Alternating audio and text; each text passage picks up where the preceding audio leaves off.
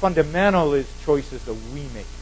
And that's why the responsibility lies with us. I don't believe you're born with a charity gene.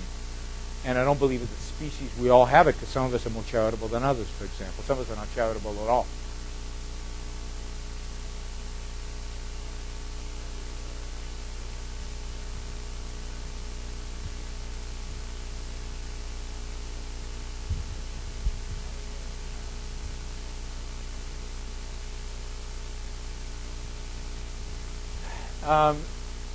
Well, I mean, I would argue that there shouldn't be a Fed.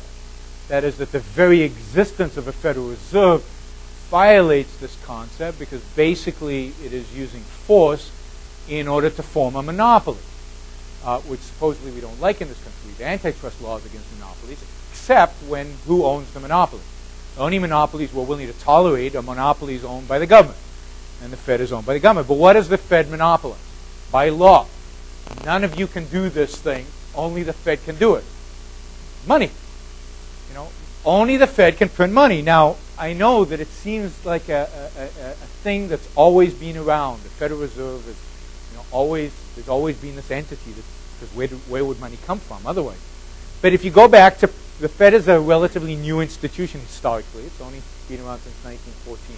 If you go pre-1914, where did money come from? Money was gold, and in some cases silver, and you deposited your gold and silver in the bank, and the bank would issue you what's called a banknote, $1. And that dollar was exchangeable at any bank for the gold. You could always walk away with a little bag of gold. You remember the Westerns, they walked around with those bags of gold. That was money. And then there were pieces of paper that represented gold that you could use on a day-to-day basis to buy stuff. And on that piece of paper would say $1 US of the Bank of, Orange. So the Bank of Orange would issue notes. And you can go, there's stores that sell these old banknotes. They're really cool, with the name of the bank that issued them. And the government had no role in it. It had no role. There was no deposit insurance. There was no Federal Reserve. Nobody set interest rates. The market set the interest rates.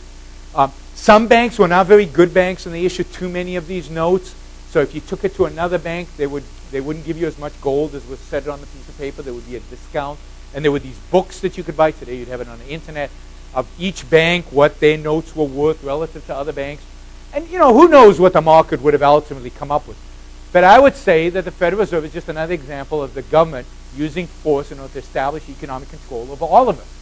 And by doing that, distorting markets, destroying financial markets, causing, I don't think it's controversial to say that the Federal Reserve caused the Great Depression. I think that's pretty much, Milton Friedman showed that decades ago.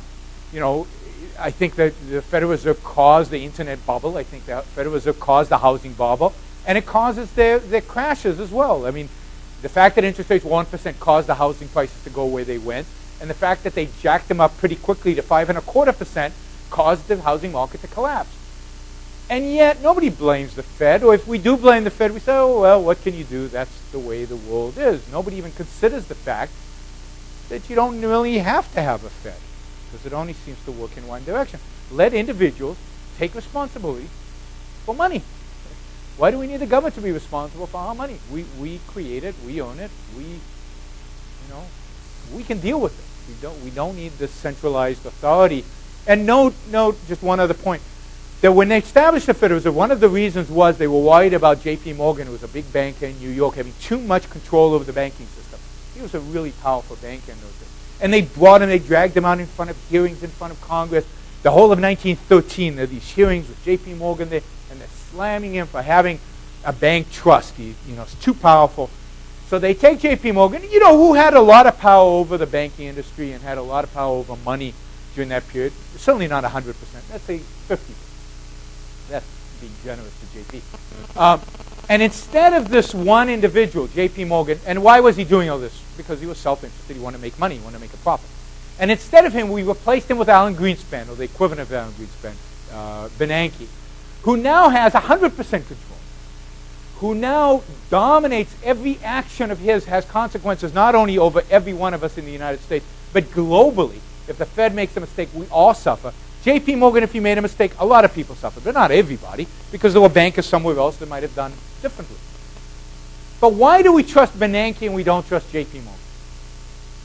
Because J.P. Morgan was doing it for the profit motive. He was doing it for selfish, self-interested reasons. What does Bernanke do it for?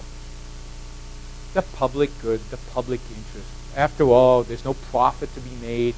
He doesn't have stock options. He's not self-interested.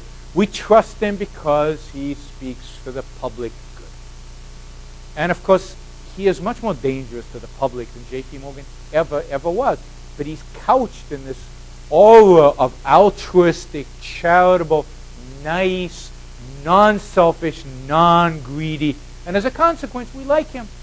J.P. Morgan, we don't like at all because he's self-interested, profit motive. He's probably got stock options. He's making $1 gazillion. He's exactly the kind of person we don't trust. I trust J.P. Morgan 100 times more than I trust Bernanke. I understand what motivates J.P. Morgan. I understand why he makes the decisions he makes. I understand what, every step of the way. With Bernanke, he's pulling rabbits out of a hat as far as I'm concerned. Thank you.